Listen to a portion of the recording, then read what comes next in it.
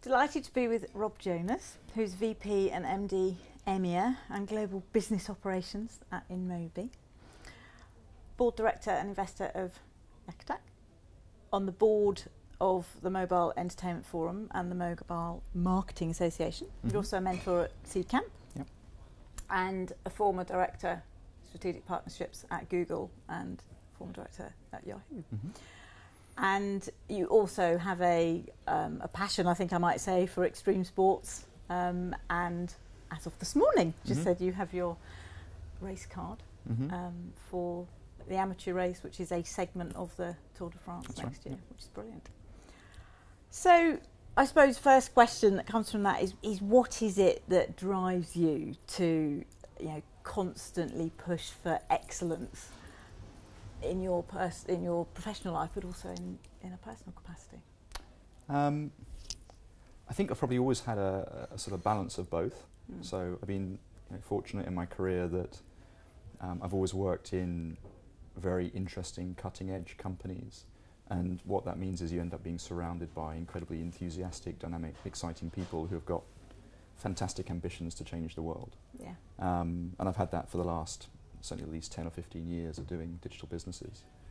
I think what you then find is, or certainly what I found is, you want to get that same challenge in your life when you're not working.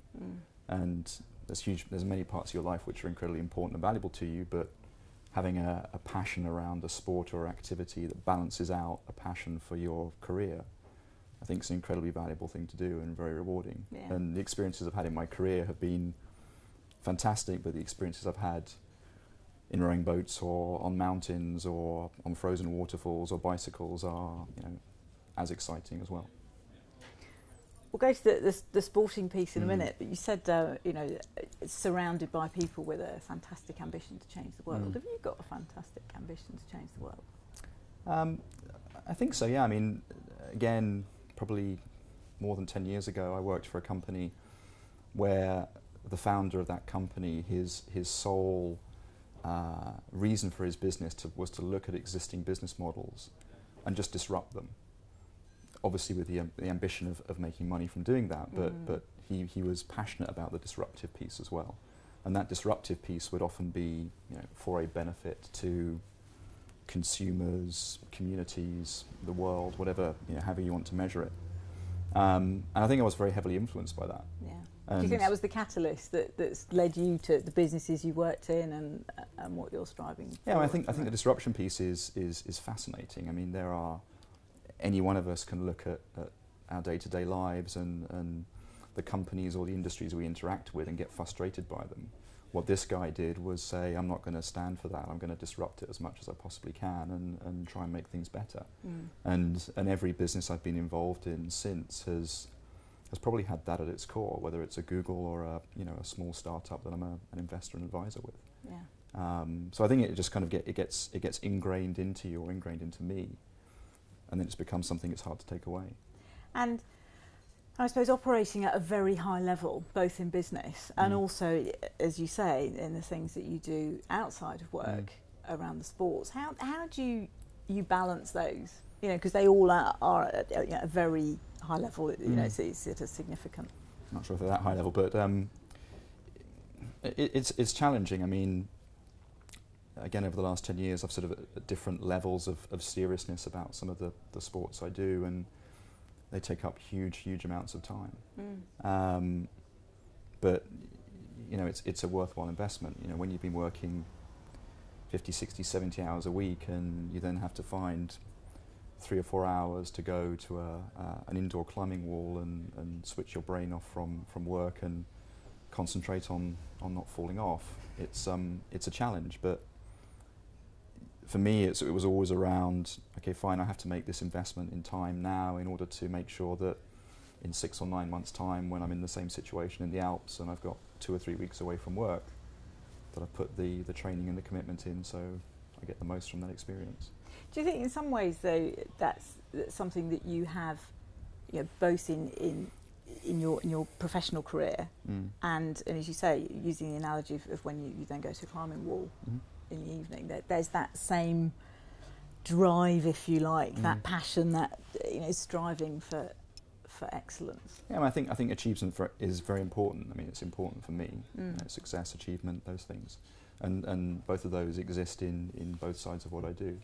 When you're doing high growth technology businesses, the speed at which things happen, the rate of success you can have, is very, very similar to having very, very big objectives if you're out in the mountains or on a bicycle. Yeah, for sure. So I think both sides are very, very success driven, objective driven, achievement driven. Is that what drives you? That piece around success or excellence? Yeah, I think it's always good to look back over a period of years and say, I have had these accomplishments. Whether it's I grew this business to this size, or I grew this team to this size, or I climbed this mountain, or I cycled this route. I think it's nice to have those on your CV, whether it's your work CV or your non-work CV. So yeah, it definitely motivates me. Yeah, and is that, talk about the things that you do, even with sort of climbing mountains, cycling, doing the various things. It's as much about, I suppose, there's a piece of competition with yourself, if you will, in terms of what you're doing, but there's also quite a bit of teamwork around that. And is that something that you sort of balance from when you're leading a sizable group of people to that sort of being part of a very different team, which has obviously got different risks in terms of what could potentially happen? Yeah, I mean, a lot of the sports I've done, perhaps with the exception of rowing many years ago, are probably not considered sort of classic team sports or team activities. I don't think anybody really considers climbing mountains a team sport or a team activity.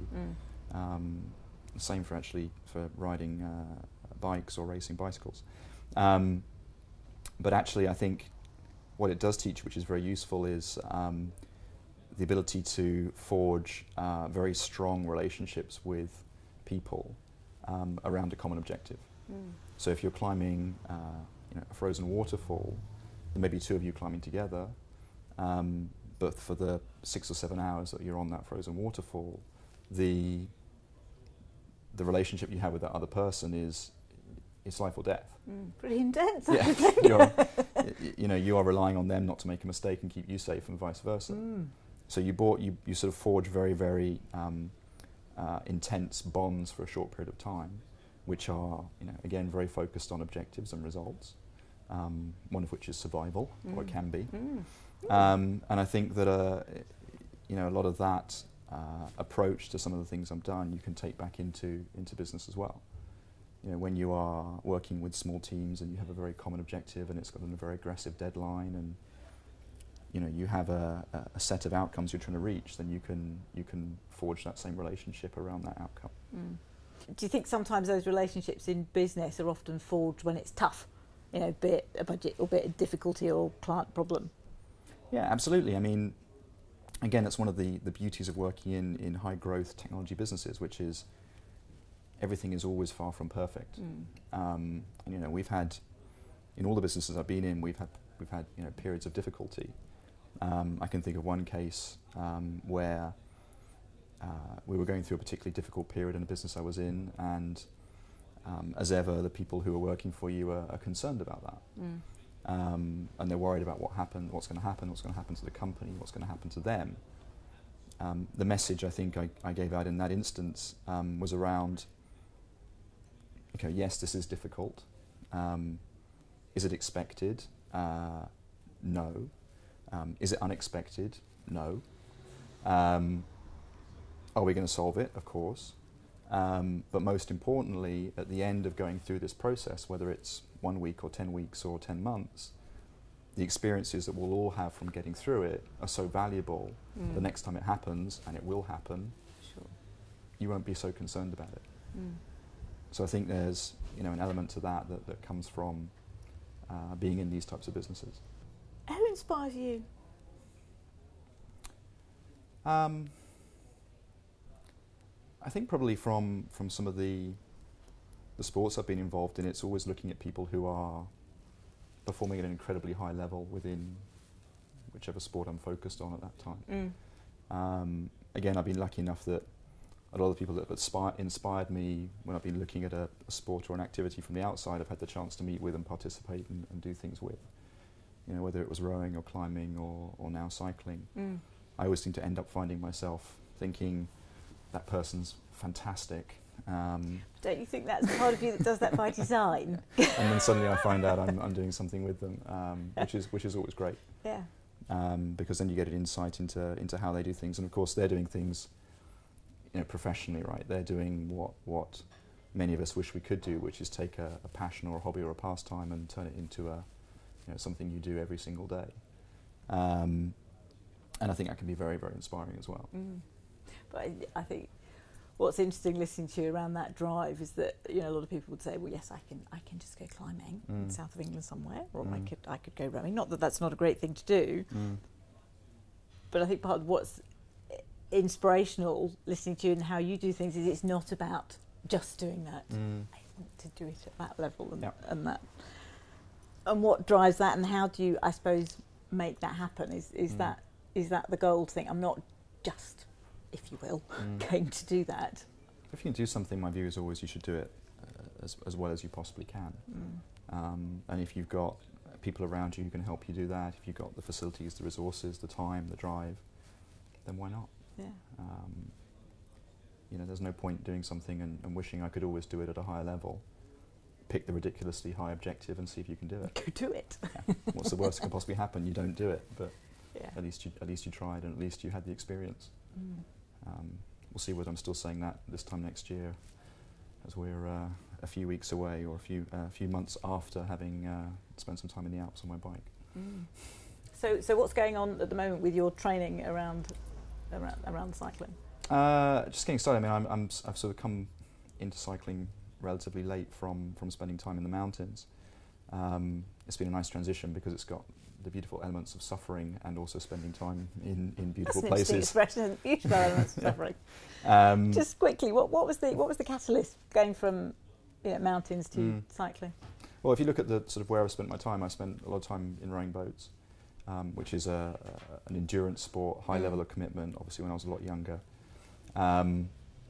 Then I started doing all sorts of adventures in the mountains, whether rock climbing or ice climbing or mountaineering, which is, again, an endurance sport with an extreme element of risk, but with the added bonus of being able to spend time in just visually stunning places, having fantastic experiences. The bike kind of has an element of both.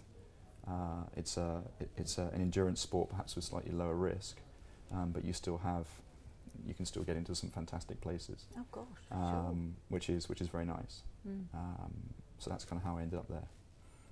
Yeah, and so is your training quite different to what you've done before? Because it's a different sort of endurance, isn't it, and stamina and it is. I mean, at a purely physical level, your body shape changes fundamentally when you switch from climbing to cycling, which is interesting. Exactly right. Yeah. But yeah, I mean, the training's just starting to kick in. So. We're now in November. The event that myself and a few of my friends are training for is in July. That feels like probably a long way away, but it's actually not that long away. No. It's a mass participation ride, so there'll be thousands and thousands of people there. So it's not just about being fit and fast, it's also about being mentally prepared for a lot of other people jostling and pushing and shoving you out the way, and all the danger and risk that comes with it. So it's training both from a fitness perspective, but also as we build up to the event, getting ourselves into some difficult situations in some other large rides and see how we cope with it. Yeah, for sure. And how do you cope with that, the mental strength, if you like, and the mental fitness? Because it's to a degree that, that the physical stuff, the stamina, the endurance one can train for. Whereas that mental attitude, which you talk about a lot in business, it's more difficult to sort of manifest the scenario. Yeah, I mean, I always think, or I thought I have that piece covered, but again, I've just started working with a coach on the bike, and many people are spending more and more time cycling at the moment for various reasons, and this coach, who's a former Olympic coach and obviously worked with amazing athletes, his feedback to me is, for people like myself with a good solid base level of fitness and endurance, the most gains you can get is getting through that pain and that suffering barrier in the head. It's the mental piece. I may get a 10% improvement in my fitness over the next 6 or 7 months, which is absolutely vital. But he can get me a 50% improvement in my ability to endure pain and suffer and get through all the mental pieces. Which is purely from a mental perspective. Exactly right. So You know, when he looks at sort of part-time endurance athletes like myself, with my background, for him it's all in the head. That's where the most gain can be received. That's really interesting. And how's he preparing you to do that? I don't know yet. Oh, I see. So right at the beginning of the journey. Yeah, it's right at the very beginning. Yeah. Fantastic. So I don't know. It's all to come. That's really interesting. So presumably there's the things that you do instinctively anyway, which you must have done, you know, to do what you've achieved so far. Yeah, but I mean, it's also building on it's that. intriguing for me because I feel like in various things I've done, you know, I've been in difficult situations or pushed myself from an endurance level. It's interesting to see whether somebody can push that even further. I'm quite interested by that process. You see that as a challenge. Absolutely. I can see that. Absolutely. Yeah. Fantastic. So for somebody that's watching this thinking, oh, I want to do something different, whatever it might be, shifting something in their career, taking up cycling, what would you say to them around, you know, sort of a tip and insight? I think it's all around just you know, just being very fearless. Whether it's in your career or things you're doing outside of your career. There's no reason today why, if you decide I want to do X, whatever that is, that you shouldn't just go do it. Find somebody who can help you get there. There's always somebody, certainly, you know, with sports and pastimes, you can always find a passionate practitioner who will take you under their wing and help you and get you started.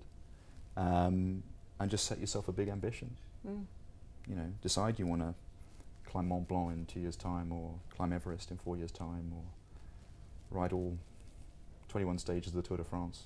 You know, pick a big ambition and just go do it. And go for it. And find people who will help you get there, because there's plenty of people who will. And it's the same in business. You know, I meet entrepreneurs of all ages all the time who have got, you know, ideas, and they want to start businesses, they want to start successful businesses. And there's an enormous number of people all around the world who will help them do that. You just got to find them, because there's passionate people everywhere. Just got to find where they are and get them enthusiastic about what you want to do. And go ask. Yeah.